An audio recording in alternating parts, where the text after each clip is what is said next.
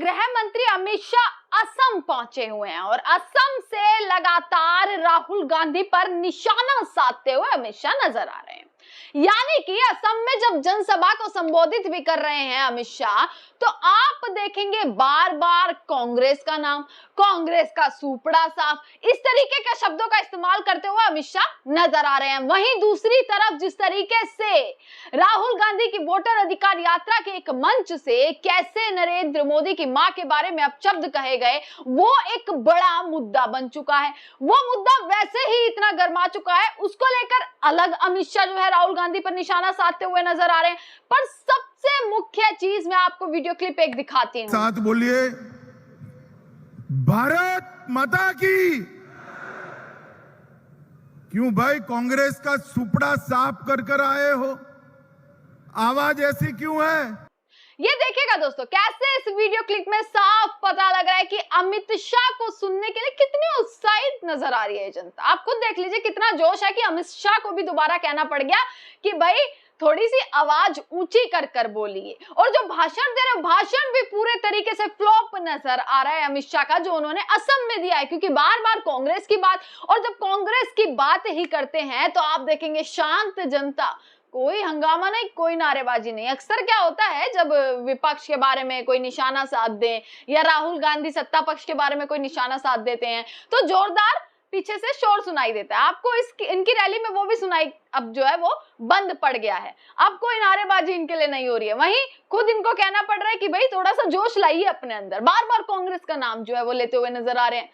लोग देख लीजिए कैसे कितने लोग जो है वो नजर आ रहे हैं। पर इसी के साथ अमित शाह ने बहुत सारी बातें कह दी हैं। राहुल गांधी पर निशाना साधते हुए नजर तो आ रहे हैं भाजपा के तमाम लोग, पर वो खुद भूल गए हैं कि आखिरकार उनकी ही सरकार में कैसे एक विपक्ष के नेता को इतना बेइज्जत किया जाता है। कैसे यही अमित शाह थे जो सीए एनआरसी के वक्त कांग्रेस को बदनाम करते हुए नजर आए थे। पूरा कि उनकी नानी से कहिए वो भी देख रही होंगी कि कितना अच्छा है सीए एनआरसी। बहुत सारे बयान हैं, खुद अमित शाह के हैं, खुद प्रधानमंत्री नरेंद्र मोदी के भी ऐसे बयान है दोस्तों, जो उन्होंने गांधी परिवार के बारे में इस्तेमाल किए हुए हैं। कांग्रेस की विधवा और पता नहीं क्या क्या, मैंने आपको वीडियो इससे पहले दिखाई है जो उन्होंने बयान दिए हैं। मतलब अपने आप ये बयान दे तो कुछ नहीं, पर हाँ इनकी ये तो खुद एक नेता हुए ऐसे बयान दे रहे हैं। पर जब उनकी मां को अपशब्द बोले गए तो वहां पर ना ही राहुल गांधी मौजूद थे, ना ही कोई बड़ा नेता मौजूद था। हाँ, हालांकि मंच उनका था, और मंच किसी का भी हो, अगर किसी को गाली दी जाएगी तो वाकई में वो गलत हुआ है। पर अपनी बात भी तो नहीं भूलनी चाहिए। अपनी बातों को कैसे, अपने बयानों को भूलते हुए सब पीछे पड़ गए हैं कि राहुल गांधी माफी मांगे। और राहुल गांधी भी साफ कर चुके हैं कि भैया आपको मारना है, आपको जो करना है, आपको लाठियां चलानी है, आप करिए, पर जीत जो है वो सत्य की होती है। राहुल गांधी ने ये वार कर दिया है। अमित शाह ने दोस्तों बहुत सारी बातें कही, वो सारी चीजें मैं आपको दिखाती हूँ। कैसे अब घुसपैठियों तक पहुंच चुके हैं, राहुल गांधी की यात्रा को घुसपैठियों की यात्रा बताने पर उतर आए हैं। मतलब राहुल गांधी की एक यात्रा, और इस एक यात्रा से कैसे बेचैन हो चुके हैं भाजपाई, कैसे बौखलाई हुई है भाजपा, ये साफ देखने के लिए मिल रहा है दोस्तों। बार बार कभी कोई साजिश रच दी, कभी कुछ कर दिया, कभी उल्टा बयान दे दिया, और अब तो कांग्रेस आरोप ये लगा रही है कि भाई एजेंट भी इन्होंने ही भेजा है। जो गाली देते हुए नजर आ रहे हैं वो भी इन्हीं के ही लोग हैं। ये आरोप कांग्रेस लगा रही है, मैं नहीं ये आरोप लगा रही हूँ। कांग्रेस के आरोप है कि वो भी इन्हीं के ही लोग हैं जिन्होंने गालियां दी, क्योंकि हमारी रैली को, हमारी यात्रा के जवाब इनके पास नहीं है, जिसके कारण ये लोग बौखलाए हुए हैं और जवाबदेही नहीं है, जिसकी वजह से साजिश रचने की और हमारी यात्रा को बदनाम करने की कोशिश की जा रही है। यह कांग्रेस आरोप लगाती हुई नजर आ रही है। पर अमित शाह देखिए दोस्तों, अमित शाह खुद अपनी भाषा भूल गए और अब कैसे वो बार बार राहुल गांधी को इतना बुरा भला क्या क्या बोलते हुए नजर आ रहे हैं। वो मैं आपको पूरा बयान सुनवाती हूँ। असम में भी इनका यही हाल हुआ, बिहार में इनका यही हाल हुआ, पश्चिम बंगाल में गए तब इनका यही हाल हुआ। क्या स्वागत हो रहा है, क्या नारेबाजी लग रही है इनके नाम की, वो सब देखने के लिए मिल रहा है अब कि कितना अच्छा स्वागत किया जा रहा है। बिहार की जनता नकार चुकी, असम की ये भीड़ दिखाती है, ये शांति दिखाती है कि अमित शाह के आने का कितना जोश जो है वो जनता में है, जिसमें वो बार बार कांग्रेस का सुपड़ा साफ करते हुए नजर आ रहे हैं अपने भाषण में। हर भाषण में कांग्रेस, हर भाषण में इतिहास। अपने विकास पर कब बात करेंगे? अमित शाह का बयान देखिएगा। अमित शाह ने कांग्रेस और आरजेडी की वोटर बचाओ यात्रा को घुसपैठिया बचाओ यात्रा करार कर दिया है और ये कहा है कि ये घुसपैठिया बचाओ यात्रा जो उन्होंने बिहार में निकाली है उसमें राहुल गांधी के स्वागत के मंच पर नरेंद्र मोदी जी के स्वर्गीय माता जी के लिए अपशब्द बोलकर सबसे घृणित काम कांग्रेस के नेताओं ने किया। मैं इसकी निंदा करता हूं। जिस तरह की मुद्दा विहीन राजनीति राहुल गांधी ने शुरू की है वह हमारे सार्वजनिक जीवन को ऊंचाई नहीं देगी, गर्त में ही जाएगी।